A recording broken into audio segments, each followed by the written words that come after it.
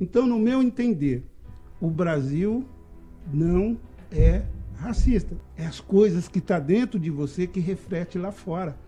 Quando você vai para uma praça, tocar fogo. Quando você vai para um supermercado, queimar tudo, quebrar tudo, por conta de olhares, você está com algum problema. E nós temos visto muito isso na nossa sociedade nos dias de hoje. E isso precisa mudar. E cabe a você.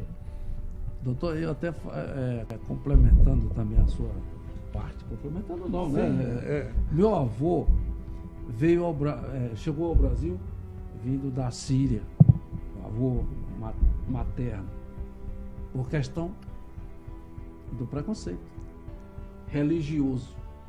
Porque naturalmente todo mundo imagina hoje que os sírios são muçulmanos, e meu avô não era muçulmano. Olha só. Tinham grupos que não eram muçulmanos, eram cristãos. E por isso não era aceito na região. Era perseguido. Perseguidos. E lá, Então, a perseguição é racismo, é de morte mesmo, né? O indivíduo preconceito grave, que tem que ser combatido realmente, mas é como você falou. E meu avô não era negro. Então, para você ver. E se eu falar para os senhores que essa questão da escravidão existe há milhões de anos, há milhares de anos, sim. Inclusive até dentro da Bíblia, para você que é religioso aí. O judeu é branco. Jó escravizou pessoas, Abraão escravizou pessoas. Eu acho que vocês estão sendo usados por uma força muito estranha, porque os judeus, né, passaram por isso. Sim. Passaram várias vezes por isso, então, né? Por isso, do Egito. Só que a diferença dos judeus, doutor, a diferença dos judeus é porque eles são unidos. Eles são unidos. Eles têm bem princípio. Colocado, bem observado, né? Realmente eles são unidos. Já, infelizmente, vamos dizer assim, os negros, né?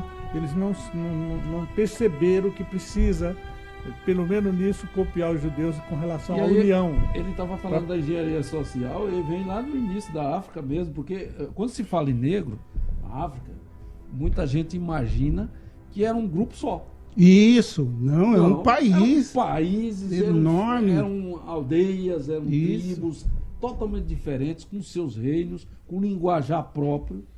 Exatamente. Cultura própria, totalmente diferentes. E que a maioria dos agentes que escravizavam aquele povo eram próprios africanos. Exatamente. Que ganhavam dinheiro vendendo os escravos, os próprios para os escravos. Portugueses, ingleses, o pessoal, os espanhóis que trouxeram muitos escravos, que não foi só o Brasil, né? Tem vários, aqui o Haiti, tem várias diásporas, né? Aí, os Estados Unidos também, Canadá, muitos lugares que receberam os negros. Eu acho que a questão, o problema, vamos dizer assim, foi detectado. Agora vamos propor aqui usar esta questão racial no Brasil, no nosso país. Você tem uma visão a respeito desse assunto, doutor Eliseu? Então, doutor Juricaba, toda a problemática da nossa sociedade consiste numa coisa, a questão cultural. Quando a pessoa não tem cultura, ela não tem educação, ela fica como uma folha seca. Ela não sabe para onde vai. Eu vou entrar aqui num campo que em 1996, vou falar um pouco do porquê que a nossa cultura chegou a esse patamar. E digo a todos os senhores, ainda vai piorar um pouco, se não houver uma mudança coletiva nessa sociedade. Em 1996, a Unesco ela dispunha de um valor muito grande para a nossa área da educação. E, naquele período, eles fizeram um levantamento aqui no Brasil e constatou que no Brasil tinha um número de analfabetos muito grande. Um número de analfabetos muito considerável. E eles queriam investir esse dinheiro na infraestrutura, na nossa educação, na cultura, na nossa sociedade. E o que os políticos fizeram na época? Eu não vou citar o nome aqui, porque a pessoa já morreu e hoje em dia qualquer coisinha é processo. Eu não tenho condições de pagar processo, eu sou igual a vocês aí, ó. Só estou lutando pelo meu espaço. E aí o que eles fizeram? Eles fizeram a programação continuada. Como é que é? Programação continuada. O que é isso?